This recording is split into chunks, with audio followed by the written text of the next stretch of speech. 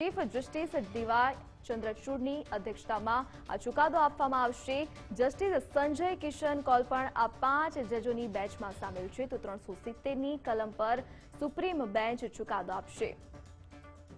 તો જસ્ટિસ સંજીવ ખન્ના પણ આ બેન્ચમાં સામેલ છે। 5 જજોની બંધારણીય બેન્ચ બનાવવામાં આવી છે, જે જમ્મુ કાશ્મીરમાં 370 કલમ છે તેના પર ચુકાદો આપશે। તો જસ્ટિસ BR ગવઈ પણ આ 5 જજોની બેન્ચમાં સામેલ છે। તો સુપ્રીમ કોર્ટ 370 કલમ મુદ્દે ચુકાદો આપવાના છે। 5 જજની બંધારણીય બેન્ચ છે, જેમાં જસ્ટિસ સૂર્યકાંત પણ જોવા મળશે। તો 370ની કલમ પર જમ્મુ કાશ્મીરમાં જે કલમ લાગુ કરવામાં આવવાની છે તેને લઈને ચુકાદો આપવામાં આવશે। તો 5 સપ્ટેમ્બરના રોજ ચુકાદો અનામત રાખવામાં આવ્યો હતો। 5 ઓગસ્ટ 2019ના સમય દરમિયાન કલમ 370 જમ્મુ કાશ્મીરમાંથી રદ કરી નાખવામાં આવી હતી। તો 9 ઓગસ્ટ 2019માં કાશ્મીર લદ્દાખ કેન્દ્ર શાસિત પ્રદેશ બન્યા હતા। 370 કલમ નાબૂદ કરી દેવામાં આવી હતી। 28 ઓગસ્ટ 2019માં અરજીઓ પર સુપ્રીમ કોર્ટમાં સુનાવણી હાથ ધરવામાં આવી હતી। તો કલમ 370 પર અત્યાર સુધી ચુકાદો કરવામાં આવ્યો હતો તે અંગેની આ વિગતો છે। તો 28 ઓગસ્ટ 2019 દરમિયાન 5 જજની ખંડપીઠને આ સમગ્ર મામલો મોકલી આપવામાં આવ્યો હતો। 370 કલમ મામલે ચુકાદો આવવાનો છે। તો વર્ષ 2020માં સુપ્રીમ કોર્ટને મામલે ઉચ્ચ પીઠનો મોકલવાનો ઇનકાર કરી દેવામાં આવ્યો હતો। 3 જુલાઈ 2023 દરમિયાન 5 ન્યાયાધીશની નવી પીઠમાં મામલો સૂર્યોબદ્ધ બન્યો હતો। તો હવે 5 જજોની આ બેન્ચ છે, જે કલમ 370 મામલે ચુકાદો આપશે। તો 2 ઓગસ્ટ 2023માં પડકારતી અરજીઓ પર સુનાવણી હાથ ધરવામાં આવી હતી। અગાઉ આ અંગે સુનાવણી કરવામાં આવી હતી। તો 5 સપ્ટેમ્બર 2023 દરમિયાન 23 અરજીઓ પર ચુકાદો અનામત રાખવામાં આવ્યો હતો। હવે આ 5 જજોની બેન્ચ જમ્મુ કાશ્મીરમાં કલમ 370 મુદ્દે ચુકાદો આપશે। 11 ડિસેમ્બર 2023માં 370ને પડકારતી અરજીઓ પર નિર્ણયનો દિવસ છે, તો આજે ચુકાદો આવી શકે છે। તો 5 ઓગસ્ટ 2019માં કલમ 370 રદ કરવામાં આવી હતી, તે અંગેની અરજીઓ પણ આવી હતી। તે મામલે કાર્યવાહી કરવામાં આવી હતી, સુપ્રીમ કોર્ટમાં સુનાવણી કરવામાં આવી હતી। અગાઉ ચુકાદો અનામત રાખવામાં આવ્યો હતો। એક અસ્થાયી જોગવાઈ પણ હતી કલમ 370ને લઈને, જે મામલે હવે ચુકાદો આજે આવી શકે છે। તો જમ્મુ કાશ્મીરને વિશેષ રાજ્યનો દરજ્જો પ્રાપ્ત થયો હતો। જમ્મુ કાશ્મીરમાંથી 370 કલમ હટાવી દેવામાં આવી હતી અને આજે જે ચુકાદો આવવાનો છે તેના પર સૌ કોઈની નજર રહેવાની છે। રાજ્યને પોતાના સંવિધાનની અનુમતિ હતી। કલમ 370 હટાવ્યા બાદ રાજ્યને પોતાના સંવિધાનની અનુમતિ મળી ગઈ હતી। કેન્દ્રની વૈજ્ઞાનિક શક્તિને લાગુ કરવાની શરતો પણ ક્યાંક ને ક્યાંક કરવામાં આવી હતી। તો 5 જજોની બેન્ચ આજે ચુકાદો કરશે। 5 જજની બંધારણીય બેન્ચ આજે જમ્મુ કાશ્મીરમાં 370 કલમ મુદ્દે ચુકાદો આપવાના છે। संवाददाता देवनाथ पांडे फोन लाइन पर जुड़ाए गया है। जी देवनाथ, जम्मू कश्मीर में 370 मुद्दे पर आज जो सुनावणी होने वाली है, क्या जानकारी? देखिए दर्जे बिल्कुल साफ तौर से जम्मू कश्मीर में धारा 370 और 35 से जब हटाया गया था, उसके बाद से लगातार देखने को मिला था 5 अगस्त 2019 से इस मामले में जम्मू कश्मीर की जो जितनी भी राजनीतिक पार्टियां हैं, चाहे वो उमर अब्दुल्ला की पार्टी हो, महबूबा मुफ्ती की पार्टी हो, लगातार इसका विरोध कर रहे थे और कहीं ना कहीं इसको लेकर कुल सुप्रीम कोर्ट में 23 याचिकाएं लगाई गई थी। और इससे पहले भी कई बार इस मामले में जब सुनवाई चल रही थी, तो जब डे टू डे सुनवाई सुप्रीम कोर्ट की तरफ से कहा गया था चलेगी इस पे, तो सितंबर तक ये सुनवाई चली और सितंबर में ही 2023 में इस फैसले को सुरक्षित रख लिया गया। और कहीं ना कहीं आज इस पूरे मामले में फैसला आना है कि 370 और 35A जब हटाया गया है, तो आखिर इसके हटाने का उद्देश्य क्या था और इसको हटाने के बाद क्या जम्मू कश्मीर और चाहे वो लेह लद्दाख की बात कर ले, इन सब जगहों पर क्या कुछ बदलाव देखने को मिला है। हालांकि एक बड़ी खबर निकलकर सामने आ रही है कि जो उमर अब्दुल्ला हैं, नेशनल कॉन्फ्रेंस के नेता हैं, इस सुप्रीम कोर्ट के फैसले के आने से पहले नजरबंद किया गया है, इस तरह की जानकारी निकलकर सामने आ रही है। क्योंकि जाहिर सी बात है, अगर सुप्रीम कोर्ट का फैसला 370 और 35A के खिलाफ जो याचिकाएं लगाई गई हैं उनके अगेंस्ट आता है, तो हो सकता है कि एक बार उग्र प्रदर्शन भी देखने को मिल जाए।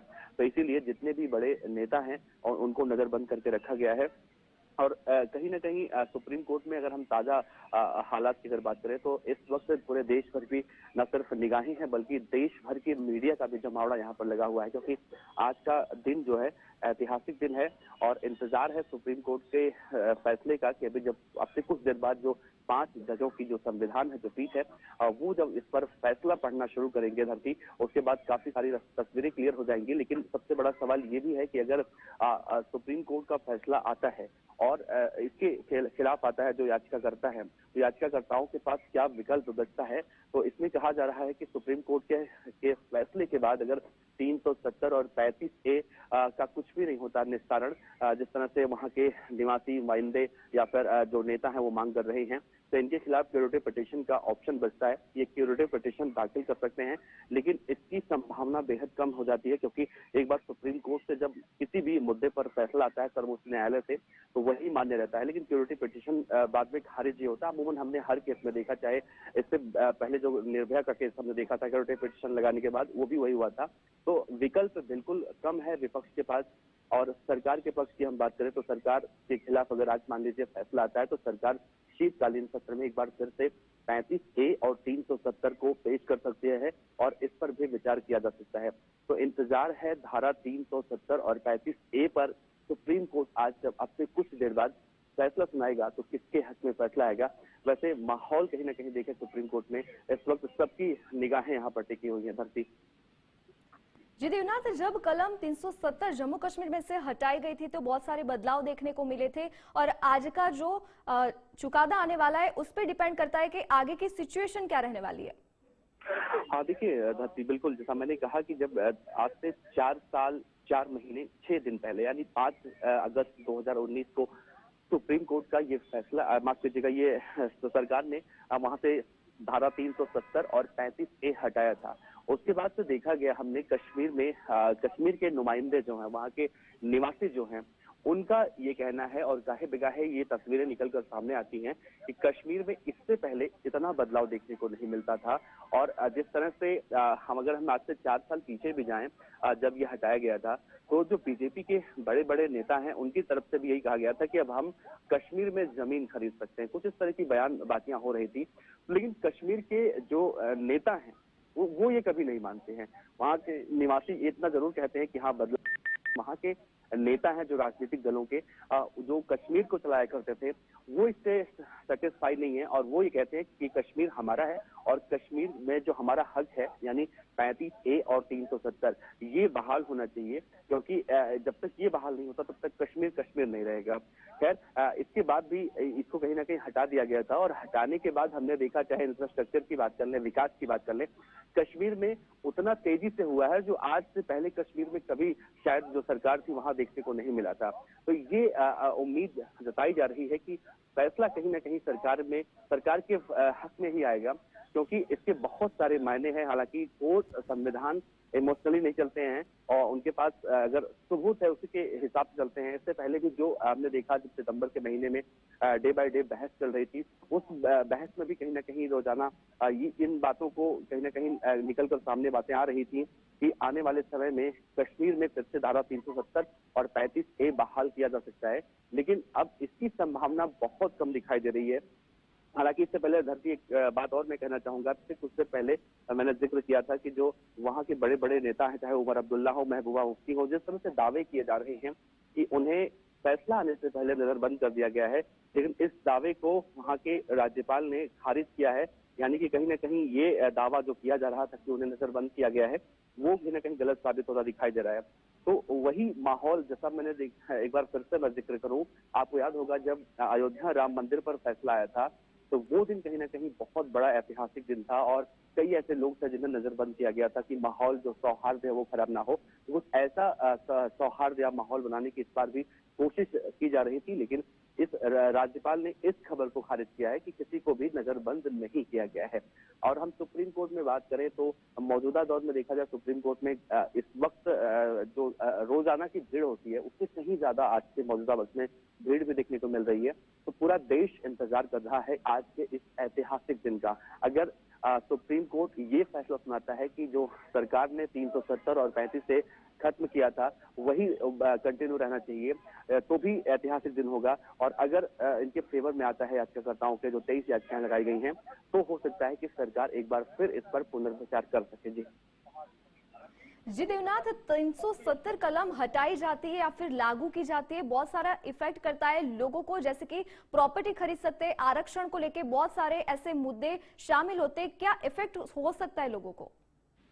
देखिए, इससे पहले जब 370 और 35A बहाल नहीं हुआ था 2019 से पहले, उसमें ये संविधान जो जम्मू कश्मीर को एक अलग संविधान मिला हुआ था, उसके हिसाब से अगर हम भारत के भी नागरिक हैं तो हम कश्मीर में घूमने तो जा सकते हैं, लेकिन कश्मीर में हम प्रॉपर्टी नहीं खरीद सकते। फिर उसके बाद जब ये बहाल हुआ, ये हटाया गया वहां से, तो ये सारी चीजें, ये सारे रास्ते और भी राज्य के लोगों के लिए वहां पर खुले। और इन्हीं चीजों का, इन्हीं विकल्पों का जो सबसे बड़ा दुख है वो कश्मीर की जनता को नहीं है, कश्मीर के राजनेताओं को इसका बहुत बड़ा दुख हमें देखने को मिला। और गाहे बेगाहे इसके लिए हमने देखा कश्मीर में कई महीनों तक इंटरनेट बंद कर दिया गया था, और कई बड़े बड़े नेता हैं, चाहे महबूबा मुफ्ती हो, उमर अब्दुल्ला हो, फारूक अब्दुल्ला हो, उनके पिता, जो विरोध प्रदर्शन करते हुए दिखाई दे रहे थे। तो उनकी जो पीड़ा थी, यही पीड़ा थी कि अगर ऐसा होता है तो कश्मीर से उनका जो एक छत्र राज रहा है वहां के लोगों का, वहां के नेताओं का, वो खत्म हो सकता है। और यही पीड़ा कहीं ना कहीं दर्ज करा रहे थे। और इसी के बाद देखा गया कि सरकार के फैसले के बाद सुप्रीम कोर्ट का दरवाजा खटखटाया था उन लोगों ने, और आज उसी का इंतजार कर रहे हैं जब उस पर फैसला आना है।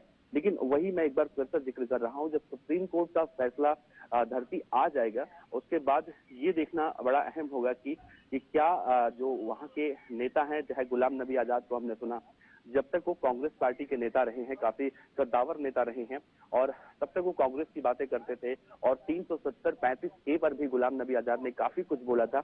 लेकिन जब कांग्रेस से उन्होंने किनारा काटा, उसके बाद हमने देखा गुलाम नबी आजाद कहीं ना कहीं सरकार के फेवर में बोलते हुए दिखाई दिया, और गाहे बेगाहे वो सरकार के फेवर में भी बोलते हैं। लेकिन आज हमने देखा गुलाम नबी आजाद जो सरकार के फेवर में बोलते हैं, सरकार के फैसलों का सम्मान करते हैं, उनके समर्थन करते हैं, आज वो कह रहे हैं कि कहीं ना कहीं कश्मीरियों का जो हक है, यानी हमारा जो हक है, वो सुप्रीम कोर्ट हमें देगा, इस बात की उम्मीद है। अब जो लाइव अपडेट निकलकर सामने आ रहा है उसमें ये कहा जा रहा है कि सभी 5 जज इस वक्त बैठ चुके हैं, जिसमें सीजेआई डीवाई चंद्रचूड़ ने साफ तौर से ये कहा है कि जो तीनों फैसले हैं, 3 फैसले लिखे गए हैं, जिसमें जस्टिस चंद्रचूड़, जस्टिस गवई और जस्टिस सूर्यकांत, इसने इस पूरे मामले में अपना फैसला रखा है। और पीडीपी जो वहां की पार्टी है, महबूबा मुफ्ती वाली, उन्होंने ये का दावा किया है कि प्रशासन ने सुप्रीम कोर्ट के फैसले से, जैसा मैंने जिक्र किया कि हाउस अरेस्ट किया है, तो इन सब बातों को खारिज किया जा रहा है। ये सारी बातें पूरी अफवाह साबित हो रही हैं। हालांकि अब देखना है होगा कि जब अब से कुछ देर बाद फैसला आएगा धरती, तब बहुत सारी बातें हैं ऐसी जो साफ हो जाएंगी। जी देवनाथ, 370 कलम जब से लागू की गई 2019 से ये मुद्दा चल रहा है, लोगों को भी काफी इफेक्ट किया है, राज्य सरकार भी इसमें शामिल हो गई है। क्या लगता है आगामी ये फैसला जो आ रहा है वो राज्य सरकार और लोगों के लिए कैसा साबित हो सकता है? देखिए, ये सबसे पहले तो हम बात करें कि फैसला आता है याचिकाकर्ताओं के अगेंस्ट आता है या सरकार के अगेंस्ट आता है।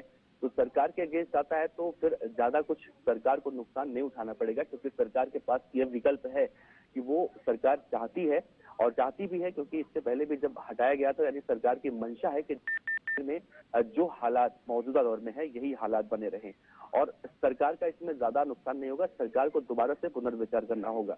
लेकिन वहां के नेताओं को सबसे बड़ी दिक्कत है, क्योंकि वहां के नेता धारा 370 और 35A में पूरी तरह से रम चुके थे, और उन्हें शायद इस बात की जरूरत नहीं थी जो आज मौजूदा हालत में है, कि ऐसा माहौल कश्मीर में वो नहीं चाहते हैं। उन्हें उसी माहौल में, यानी 35 और 370 वाले माहौल में, उन्हें कहीं ना कहीं ये लगता था कि हम आजाद हैं या फिर हमें आजादी मिली हुई है। लेकिन इसमें हमने देखा, जब नजरबंद किए जाने की बात निकलकर सामने आ रही थी, कश्मीरियों को कहीं ना कहीं, जो कश्मीर के बाशिंदे हैं, उन्हें कई महीनों तक बहुत सारी समस्याओं का सामना करना पड़ा था। तो हो सकता है कि यहाँ के जो वहाँ के नेता हैं, उन्हें समस्या हो, और कहीं ना कहीं इस मुद्दे को आगे बढ़ा चढ़ाकर पेश किया जाए। एक बार मैं फिर से आपको रिपीट करवाऊं, तो सुप्रीम कोर्ट में इस फैसले के खिलाफ कई अर्जियां अब तक दी गई थी। इन सभी को सुनने के बाद सितंबर में जो सुप्रीम कोर्ट ने अपना फैसला सुनवाई के बाद सुरक्षित रखा था, और आज वो फैसले का दिन है, यानी कि 370 जब हटा उसके इतने दिनों के बाद सुप्रीम कोर्ट अपना फैसला सुनाएगा। और सुप्रीम कोर्ट की मंशा ये भी रहेगी कि सरकार ने जो वहां कश्मीर में ये अपना फैसला सुनाया था, क्या वो सही है या फिर गलत है। तो सुप्रीम कोर्ट की 5 जजों की संविधान पीठ ये फैसला आपसे कुछ देर बाद सुनाएगी। और इस हम जजों की बात करें तो 5 जज है इसमें, justice D Y. Chandrachud, justice Sanjay Kishan Kaul, justice Sanjiv Khanna, justice B R. Gavai और जस्टिस सूर्यकांत, ये 5 हैं। और इन 5 जजों के संविधान ने जो सवाल भी इससे पहले पूछे थे, उसमें 5 सवाल पूछे गए थे। सबसे पहला सवाल था कि क्या अनुच्छेद 370 संविधान में अस्थायी प्रावधान बन गया है। दूसरा सवाल था कि अगर ये अस्थायी प्रावधान बन जाता है तो क्या संसद के पास 370 में संशोधन करने की शक्ति है। और सवाल था कि क्या संसद के पास राज्य सूची के किसी आइटम पर, यानी किसी भी उस पर कानून बनाने की कोई ताकत है या फिर नहीं है। चौथा सवाल पूछा गया था कि केंद्र शासित प्रदेश कब तक अस्तित्व में रह सकता है, क्योंकि मौजूदा दौर में देखा जा रहा है कि चाहे वो लद्दाख हो या फिर कश्मीर हो, जो डिवाइड किया गया था, तो दोनों को केंद्र के अधीन कर दिया गया था। और पांचवा और आखिर सवाल ये पूछा गया था कि संविधान सभा की अनुपस्थिति में धारा 370 को हटाने की सिफारिश और कौन कर सकता है। यही 5 वो अहम सवाल थे धरती, जिसमें कहीं ना कहीं सबकी निगाहें भी बनी हुई थी। और वहां के जो नेता हैं, जो याचिकाकर्ता है, जिन्होंने 23 याचिकाएं लगाई हैं, उन्हें इस बात की उम्मीद है आज कि उनके हक में फैसला आ सकता है। जी देवनाथ, कह सकते हैं कि कलम 370 जब हटाई गई बहुत सारे बदलाव देखने को मिले। सबसे ज्यादा बड़ी बात कह सकते हैं वो है जो आतंकवादी गतिविधियां थी वो कम हो गई। इससे ज्यादा वहां पे सब घरों में बिजली पहुंचने लगी, रोड रास्ते भी सही करवा दिए गए। अब क्या आगे हो सकता है? देखिए, वही मैं जिक्र कि कश्मीर में पहले, यानी 2019 से पहले जो इंफ्रास्ट्रक्चर था धरती, इतनी तेजी से उसमें हम विकास नहीं देख रहे थे। लेकिन 2019 के बाद ये हम और आप नहीं कह रहे हैं, बल्कि ये वहां की तस्वीरें बता रही हैं। अगर आप आज दिल्ली से या फिर किसी भी राज्य से कश्मीर में जाते हैं, और देखा गया है कि भारी संख्या में लोग वैष्णो देवी की यात्रा करने में जाते हैं, और उन्हें ट्रेन के अलावा या फिर वहां जाकर बस के अलावा कोई उनके पास विकल्प पहले नहीं हुआ करता था। लेकिन आज के मौजूदा वक्त में देखिए, आप अगर दिल्ली से जा रहे हैं, गुजरात से जा रहे हैं, या फिर देश के किसी भी राज्य से वहां पर जा रहे हैं, तो आपके पास विकल्प है कि आप अपनी गाड़ी से वहां पर जा सकते हैं। और ये सब कुछ मुमकिन हुआ, ये हटने के बाद, 370 और 35 से हटने के बाद मुमकिन हुआ। तो कहीं ना कहीं विकास में तेजी आई है। और दूसरा जो सबसे बड़ा और अहम मुद्दा था, जम्मू कश्मीर में हमने देखा था कि इससे पहले जो आतंकवाद है, चाहे वो सीज फायर का उल्लंघन का मामला हो या फिर वहां के जो आतंकवादी गतिविधियां हैं, ये सब वहां पर ज्यादा देखने को मिलती थी। लेकिन पिछले 3 से 4 सालों में इन सब में कहीं ना कहीं कमी आई है। और इन सब में केंद्र ने जो संविधान बनाया था, संविधान सभा की जो भूमिका थी, वो बड़ा अहम था। जो याचिका दाखिल की गई है उसमें याचिकाकर्ताओं ने ये तर्क दिया है कि संविधान सभा की अनुपस्थिति में जो केंद्र है उसने अप्रत्यक्ष रूप से संविधान सभा की भूमिका निभाई और राष्ट्रपति के आदेश के माध्यम से अपनी शक्तियों का प्रयोग किया है। तो कहीं ना कहीं इसे हम कह सकते हैं कि आज का जो फैसला होगा वो बड़ा ऐतिहासिक फैसला होगा, चाहे वो किसी के भी हक में आए। अगर सरकार के हक में आता है तो ये कंटिन्यू रहेगा जो चल रहा है, और अगर विपक्ष के हक में आता है तो सरकार के पास वही विकल्प बचेगा कि सरकार एक बार फिर से संसद में बहुमत, तो संसद में सरकार के पास है, वहां से वो एक बार फिर से इसे पुनर्विचार कर सकती है सरकार। जी, अभी सुप्रीम कोर्ट का कहना है कि अनुच्छेद जो 370 है वो अस्थायी प्रावधान है, ऐसा कहने को आया है। देखिए, बिल्कुल सच्चा है। ભારતના બંધારણમાં સુધારો થાય એવું ભારતનું બંધારણ લખેલું છે, એટલે જે સુધારો થયો છે યોગ્ય અને એ સ્થિર રહે એ પણ જરૂરી છે। બીજું કે આખું કાશ્મીર 2 ભાગ ગણાતું હતું, એમાં લડાખને જુદું રાજ્ય ગણવાનું એ પણ બહુ જરૂરી છે, કારણ કે એમના લોકોની ખાન પીન, રહેવાની મેથડ, એ લોકોની જીવનશૈલી બધું જુદું હતું। એટલે જે કાશ્મીરના ડિવિઝન થયા, 2 ભાગ થયા, એ પણ જરૂરી હતું। અને 370 કાઢી છે તો એ વખતે મેં વધારી લીધેલી, અને હજી પણ મને લાગે કે આ નીડર અને સાચું સ્તુત પગલું છે ભારત દેશની અખંડિતતા અને એકતા માટે, એમાં કોઈ બે મત નથી। જી રાજેશજી, ચોક્કસથી કે 370 કલમ હટાવી દીધી તે બાદ આતંકવાદ ઓછો થયો છે, ડેવલપમેન્ટ પણ ખૂબ જ થયું છે જમ્મુ કાશ્મીરમાં, અને હવે થોડી જ વારમાં 370 મામલે ચુકાદો આવશે. શું કહેવું છે કે લોકો પર અને સરકાર પર ખાસ કરીને તેની શું અસર થઈ શકે છે? જો મારી વાત સાંભળો, જો સુપ્રીમ કોર્ટ આ ચુકાદાને માન્ય રાખશે, સોરી આ કાર્યવાહી જે થઈ છે સુપ્રીમ કોર્ટ માન્ય રાખશે, આનંદની વાત છે. અને જો કદાચ કોઈ સંજોગોમાં આ ચુકાદાથી વિપરીત અથવા એના ખંડમાં વિપરીત ભાગથી પાર્ટલી થોડો વિપરીત ચુકાદો આપે આ કાર્યવાહીથી, તો પછી સરકારને એની અપીલ કરવી પડશે. જી ચોક્કસથી રાજેશજી, આ 370 જે કલમ છે તે અસ્થાયી વ્યવસ્થા હતી તેવું સુપ્રીમ કોર્ટે હમણાં જ નિવેદન આપ્યું છે. જમ્મુ કાશ્મીરમાં ભારતનું બંધારણ ચાલશે તેવું તેમનું કહેવું છે. તે મુદ્દે આપ શું કહેશો? હેલો જી રાજેશજી, મેં સમજો નહીં આપની વાત. સુપ્રીમ કોર્ટનું હવે થોડી જ વારમાં નિવેદન આવવાનું છે કે તમારી વાત સાચી છે. સુપ્રીમ કોર્ટનો જો ચુકાદો પૂર્ણપણે માન્ય રાખશે 370 આ ફેરફારને, તો બહુ આનંદની વાત છે. અને જો કઈ અંશતઃ કઈ ફેરફાર કરશે તો એના વિરુદ્ધમાં રિવ્યુ પિટિશન થઈ શકશે. નામદાર સરકાર ફરીવાર ફેર વિચારણા કરવા માટે કહી શકશે. જી રાજેશજી, અત્યાર સુધી આ ખૂબ જ મોટો ચર્ચાનો વિષય રહ્યો છે. 2019 થી લઈને ચર્ચાનો વિષય એટલા માટે કે એ લોકોનું કહેવાનું એવું છે કે રેફરન્ડમ થવું જોઈએ. રેફરન્ડમ એટલે ગુજરાતમાં પ્રનો મત લેવાનું, મત લેવાનું. હવે હિન્દુઓને બધા ખદેડી મૂક્યા છે, ત્યાં મુસ્લિમો રહ્યા છે, એટલે મુસ્લિમો તો 100% વિરુદ્ધ રેફરન્ડમ આપે. એટલે જે પણ કઈ ટેકનિકાલિટી છે એ રેફરન્ડમની છે. રેફરન્ડમ લોકમત, કે લોકમત તો ઇલેક્શન કરવાનું કે આપણે આમાં કાઢવો કે ના કાઢવો. હું એવું માનું છું કે આ ખોટી છે, રેફરન્ડમ લેવાની જરૂર ના હોય. ત્યાં હિન્દુઓ રહ્યા જ નથી, તો જો હિન્દુઓ રહ્યા તમે સાચું રેફરન્ડમ કઈ રીતે મળશે? એટલે જે વહીવટી પગલું લેવાયું છે કે બંધારણીય પગલું, ફાયદો થશે આનાથી? મારી વાત સાંભળો, આ પગલું મેં કે તમે નથી લીધું. આ પગલું માત્ર ભારતની પાર્લામેન્ટે લીધું છે. પાર્લામેન્ટના કાયદા બનાવવાના, સુધારવાના, બંધારણ સુધારવાના અધિકારો છે. એટલે મારી સમજ પ્રમાણે જે કર્યું છે સાચું કર્યું છે, ખરું કર્યું છે. અને હું ઈચ્છું કે સસ્ટેન થાય, મતલબ એ ટકી રહે છું એ પગલું.